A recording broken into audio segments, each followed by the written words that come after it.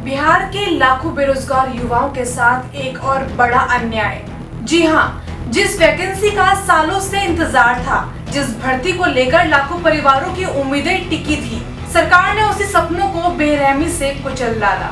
TRP 4 भर्ती की vacancy, जिसमें कम से कम 1,20,000 सीटें निकलनी चाहिए थी, सरकार ने उस वैकेंसी को घटाकर सिर्फ 27,910 सीटों तक सीमित कर दिया है। सोचिए, लाखों उम्मीदवार, सालों की तैयारी, घर वालों की उम्मीदें और सरकार का ये रवैया। अब इसका नतीजा साफ बिहार भर के विद्यार्थियों में जबरदस्त आक्रोश है।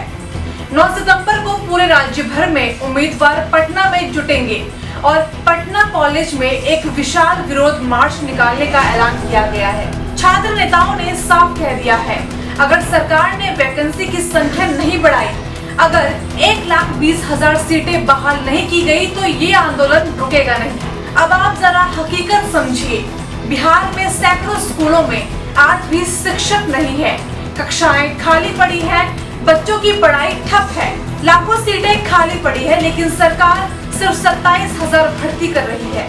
सवाल उठता है, आखिर क्यों? जब पोस्ट खाली है, जब लाखों बेरोजगार तैयार बैठे हैं, तो भर्ती में इतनी कटौती क्यों?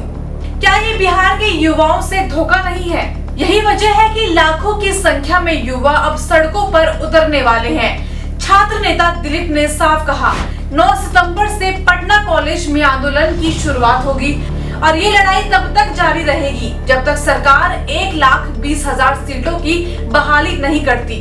इधर विद्यार्थियों ने मुख्यमंत्री नीतीश कुमार और शिक्षक विभाग को पत्र भेजकर अपनी मांगे भी रखी हैं, लेकिन सरकार का रवैया अभी भी टाल मटोल करने वाला लग रहा है। जरा सोचिए, करीब 6.5 लाख उम्मीदवार इस भर्ती प्रक्रिया में शामिल होने वाले हैं और सीटों में सिर्फ 27,000, मतलब लाखों लोग पहले ही बाहर हो जाएंगे। ये वही सरकार है जिसने डोमिसाइल लागू करने की घोषणा की थी, बिहार के युवाओं को उम्मीद दी थी, लेकिन अब उन्हीं युवाओं के सपनों पर पानी भी फेर दिया।